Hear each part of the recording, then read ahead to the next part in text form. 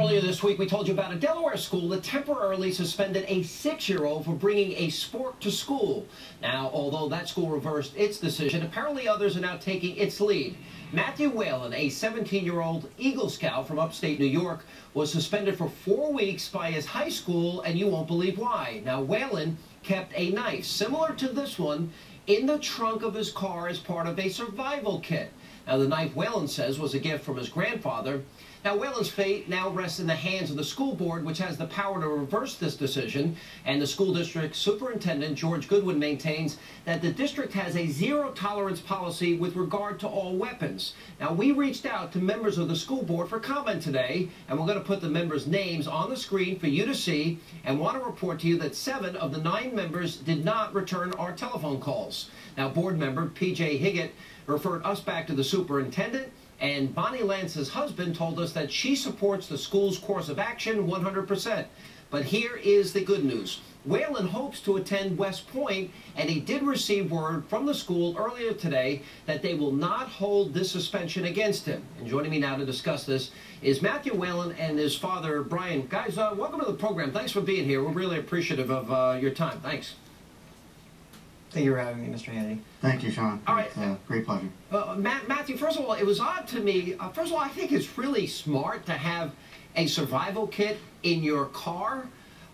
This was in your car. It was locked up, and well, the school comes up to you and says, "Do you have a knife on you?" Why don't you walk us through what happened? I was called to the vice principal's office and asked if I had a knife on my person, and I told them I didn't. And they asked me if I owned a knife, and I told them, yes, I'm a soldier, and I'm an Eagle Scout, I own a knife.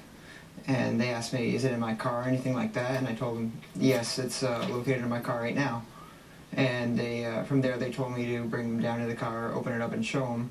And at that point, I thought it was just, they thought I had a big knife, and it was just a little 2-inch thing, and I figured, it's not a weapon under New York State law, there's no problem with it. So I brought them down and showed them the car and the knife, and they told me that I had a weapon on school property and had to be suspended. All right, and the principal even admitted, from what I had read, that in fact you had no intent to use the knife, and the knife was not accessible to you, correct? Yes, the principal said that in a recorded superintendent's hearing. And they brought in a police officer, and the police officer said you're not breaking any laws. Yes, the little pocket knife, because of the size and everything with it, it wasn't a weapon under New York State law, and he said that there's nothing illegal about the situation. I find this amazing. Now, I also found more amazing is your story that you had received from the Scouts a medal and a distinction and an honor because you had saved somebody's life. And I want to know if you can, share the context of how that happened with our audience. Yes, when I was 13, I was on a sporting trip down to Virginia with some family members, and while there at a hotel, my cousin had a allergic reaction to some medication, and she was unconscious and unresponsive, and she wasn't breathing. So I performed CPR onto her until medical officials arrived on the scene. Which could probably explain, and I'm just assuming here, tell me if I'm wrong, why you might have a survival kit with you at all times. One of the motto, always be prepared, right? Yes, I feel being prepared in any circumstance is a good idea, and it's better to have something and not need it than need something and not have it. All right, let's talk about, first of all, you originally were suspended for 5 days, and then they tacked on another 15 days. Can you explain those circumstances? I was told that I had to go to a superintendent's hearing because a principal can only suspend a student legally for only 5 days. So I had to go to a superintendent's hearing to see if they could suspend me for further. And that the superintendent wasn't even at, and neither was the vice principal who originally suspended me. It was just the athletic director and the principal. And from there, I received notice that I'd be told of my fate, and I received a phone call from the principal later that day, and I was told that I had another 15 days of suspension. What was amazing to me, and I thought you had a pretty interesting line, and I thought it was very clever. You made the argument that, well, if this is a weapon, well, somebody that has a baseball bat on a baseball team, they could use that as a weapon. Yes, Under their blanket definition of a weapon, it's anything that can be reasonably considered a weapon. And, I mean, a bat, in my eyes, is a much better weapon than a 2-inch pocket knife locked in someone's car. Yeah. Let alone that or a tire iron.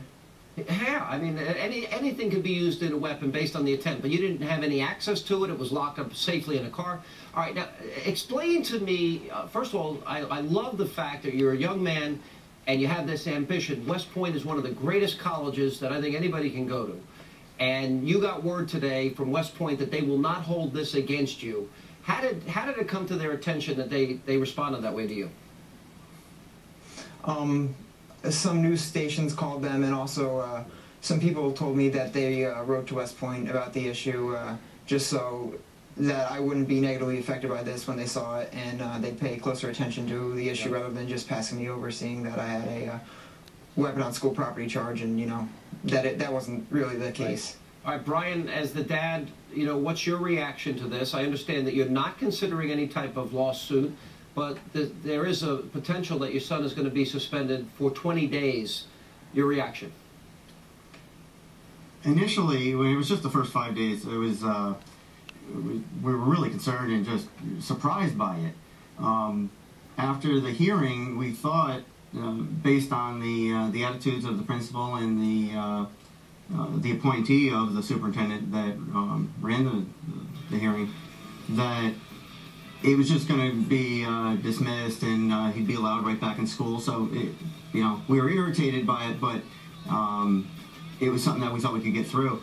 But when a couple days later, when they tacked on the additional days that have ultimately brought it up to be a month out of school, that was outrageous and very infuriated. So we contacted the media at that point, and I actually have retained an attorney now, and we'll be exploring that measure to try and get his record expunged. Matthew, you did nothing wrong. Good luck at West Point, and we'll be looking forward to seeing great things for you in your future. Thank you for being with us. Thank you, Mr. Hannity. I appreciate it. Thank you very much. All right, when we come back, we have big news on Barack Obama's brand new pastor, also more on the Rush Limbaugh controversy, and go